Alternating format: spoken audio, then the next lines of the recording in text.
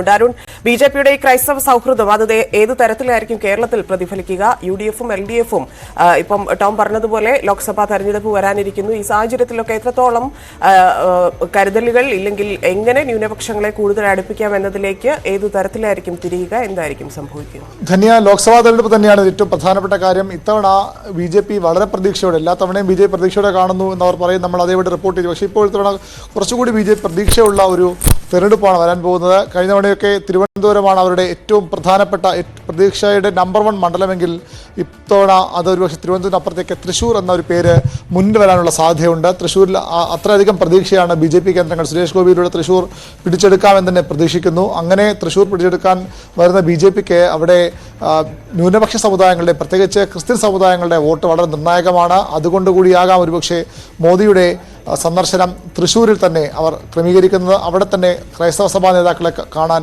ആലോചിക്കുന്നത്.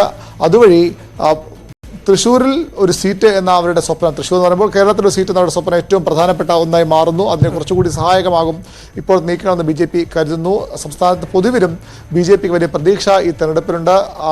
അതുകൊണ്ട് ഈ ക്രൈസ്തവ സഭയെ ക്രൈസ്തവ വിഭാഗങ്ങളെ പാർട്ടിയിലേക്ക് കൂടുതൽ അടുപ്പിക്കാനുള്ള ശ്രമങ്ങളുടെ ഭാഗമായി തന്നെ ഈ നീക്കങ്ങളൊക്കെ കാണാം. മാർപ്പാപ്പയുടെ സന്ദർശനം, മോദിയുടെ ക്രിസ്മസ് വിരുന്ന്, അമിത്ഷായുടെയും നദ്ദയുടെയും ഒക്കെ പള്ളി സന്ദർശനം, ബി രാജ്യമൊട്ടാകെ പ്രത്യേകിച്ച് കേരളത്തിൽ നടത്തുന്ന ഈ സ്നേഹയാത്രകൾ, ഇത് ഒക്കെ സ്വാഭാവികമായും ക്രൈസ്തവ സഭാ വിഭാഗത്തെ കൂടുതൽ അടുപ്പിക്കാൻ, അതുവഴി സ്വാധീനമില്ലാത്ത മേഖലകളിലും എപ്പോഴും ബി ഒരു കടന്നു കയറാൻ കഴിയാത്തൊരു പ്രദേശമായി കേരളം മാറുന്നു.